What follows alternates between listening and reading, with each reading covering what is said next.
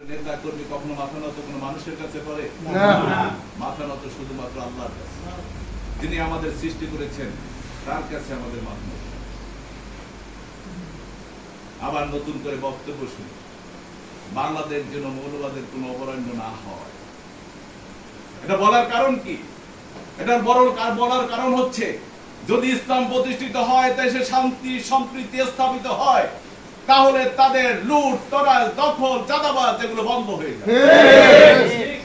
আর সেই লুট তরাজ চাঁদাবাজি দখলবাজি সেগুলোকে চালু রাখার জন্যই তারা বারবার বলে, যাতে করে মৌলবাদ অবরণ্য না হয়, অর্থাৎ ইসলাম প্রতিষ্ঠিত না হয়। সারা বাংলাদেশে বর্তমান প্রেক্ষাপটে বিগত সময়ের চাইতেও চাঁদাবাজি বেড়েছে না কমেছে? বেড়েছে। উচ্ছৃঙ্খলতা বাড়ছে, মানুষের উপরে আঘাত বাড়ছে, অন্যায়ভাবে মারামারি বেড়ে যাচ্ছে। কারণ কি? দুনিয়া পাওয়ার জন্য তারা এমন ভাবে পাগল হয়ে গেছে, কোনো তাকানোর সুযোগ নাই, কে কি বললো সেগুলো শোনার তাদের সময় নেই। তারা উন্মাদ হয়ে গেছে। এই উন্মাদনা বন্ধ করার জন্য দায়িত্ব কাদের নিতে হবে? আমাদেরকে নিতে হবে।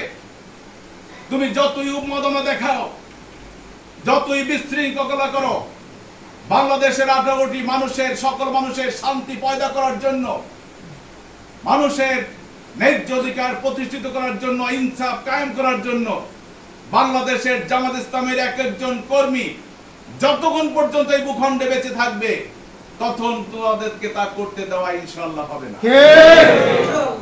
1970 সালের নিপায় যে বক্তব্য দিয়েছিল আমাদের শহীদ আব্দুল মালিক ভাই, এখানে যারা বেশি বয়স্ক রয়েছেন তারা অনেকেই জানেন। সেই বক্তব্যের পর সারা বাংলাদেশে এবং বিশ্বের বিভিন্ন জায়গায় ইসলামী শিক্ষার উপর আলোচনা প্রচুর মত, সবাই অবাক হয়েছে যে কত যুক্তিপূর্ণ কথা সেই নিপার বৈঠকে তিনি দিয়েছিলেন। কে দিয়েছিলেন? মালিক দিয়েছিলেন। বড় বড় বুদ্ধিজীবী পর্যন্ত হতবাক হয়ে গেছে।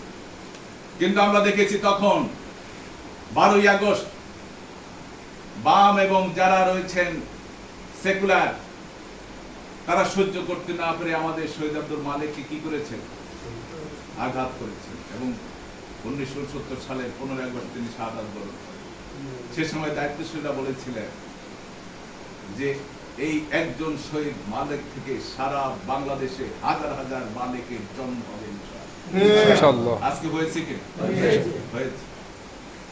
আজকে ইসলামের পক্ষে কথা বলার জন্য মসজিদে লোক রয়েছে, মাদ্রাসায় লোক রয়েছে, স্কুলে রয়েছে, ইউনিভার্সিটি রয়েছে, শিক্ষা প্রতিষ্ঠান রয়েছে, পাড়ায় রয়েছে, মহল্লায় রয়েছে, সকল জায়গায় ইসলামের পক্ষে বলার মতো লোক তৈরি হয়েছে। আলহামদুলিল্লাহ।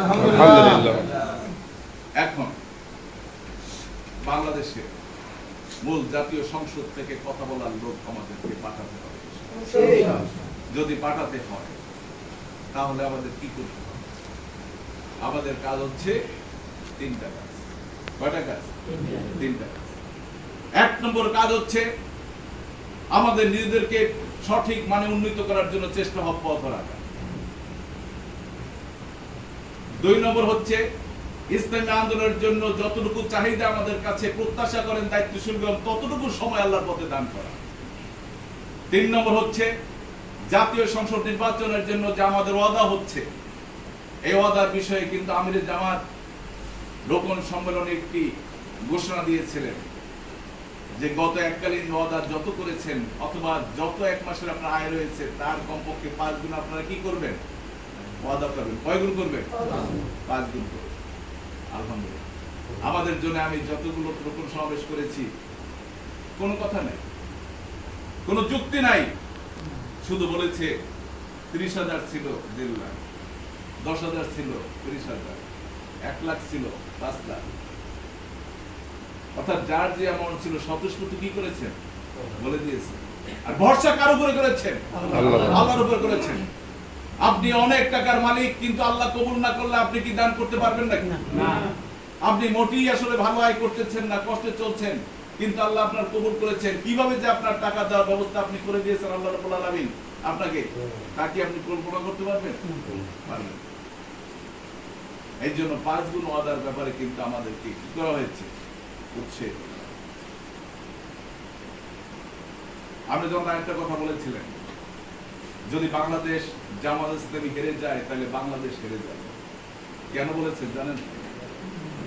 বাংলাদেশে এখন যদি বলেন যে অমুকে দেশপ্রেমিক, অমুকে দেশকে এই করেছে সেই করেছে হান করেছে, কিন্তু বাংলাদেশ জামাত ইসলামের জনশক্তি কর্মী সহযোগী যারা রয়েছেন তাদের মতো দেশপ্রেমিক এখনো কোন দলে সেভাবে তৈরি হয়নি। যদি হতো তাহলে তারা লুটতরাজে লিপ্ত হতে পারত। যদি বলে তারা খুব মানবিক এবং সামাজিক, তাহলে আমি বলবো এগুলো শুধুমাত্র ধোঁকাবাজি। যদি ধোঁকাবাজি না হয় তাহলে দেখেন আমাদের নেতা কর্মীরা রয়েছেন, আপনারা এখানে রয়েছেন, আপনাদের কেউ কি চাঁদাবাজি করেন? দখলবাজি করেন? করেন করেন না কেন? আল্লাহকে ভালোবেসে মহব্বত করে এবং দেশের মানুষের ভিতরে আপনাদের আমাদের মানবিকতা এবং দায়িত্ববোধ এবং তাদের আমানতদারিতা রক্ষা করার জন্য পেরেশানি আমরা, যাদের ভিতরে আমানতদারিতা রক্ষা করার পেরেশানি থাকে না, যারা দেশের মানুষের উপর জুলুম করার জন্য হাত কাঁপে না, তারা কখনো দেশপ্রেমিক হতে পারে না।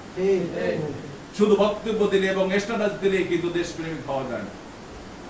দেশপ্রেমিক হতে হলে, মানবিক সমাজ গড়তে হলে নিজেকে মানবিক হতে হয়।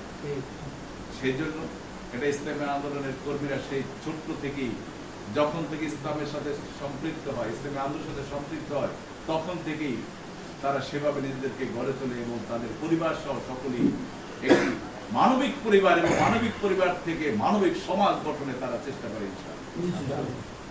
সম্মানিত ভাইয়েরা, সর্বশেষ আমি যে বিষয়টি আপনাদেরকে বলতে চাই, ইসলামী আন্দোলনের একজন জনশক্তি বা কর্মী হিসেবে আগামী জাতীয় সংসদ নির্বাচনে আমাদের জীবনে অতীতের যত সময় আমরা যতটুকু স্যাক্রিফাইস করেছি তা থেকে সর্বোচ্চ পরিমাণের স্যাক্রিফাইস, সর্বোচ্চ পরিমাণের অংশগ্রহণ, সর্বোচ্চ পরিমাণ আল্লাহর পথে দান, সর্বোচ্চ সময় দানের মাধ্যমে আমরা চাচ্ছি আগামী জাতীয় সংসদ নির্বাচনে আমার গুরুত্বপূর্ণ ভূমিকা পালন করার জন্য সুযোগ দেয় এবং আল্লাহ রাব্বুল আলামিন যেন আমার সুযোগ দেন এবং আমাদের কবুল করুন। দ্বিতীয় বলতে চাই, আপনাদের এখানে আছি যারা এই বছরের কর্মী হয়েছেন তাদেরকে একটু দেখতে চাই। 2025 সালে যারা কর্মী,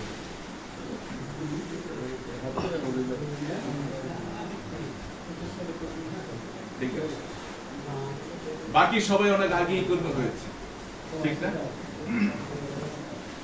যারা তার জীবদশায় আজীবন কর্মী থাকবেন তারা হাত তোলেন, শুধু কর্মীই থাকবো, কোনোদিন রোপণ হবো না, এরকম যারা আছেন একটু হাত তোলেন। যে আজীবন আমরা এই কর্মী হিসেবে থাকবো ভাই, আমরা রোপণ হবো না, ওইটা আপনি যতই বলেন না কেন ওগুলো আমাদের কোনো কাজে আসবে না, এরকম যে আছেন একটু হাত তোলেন। এরকম কেউ নাই?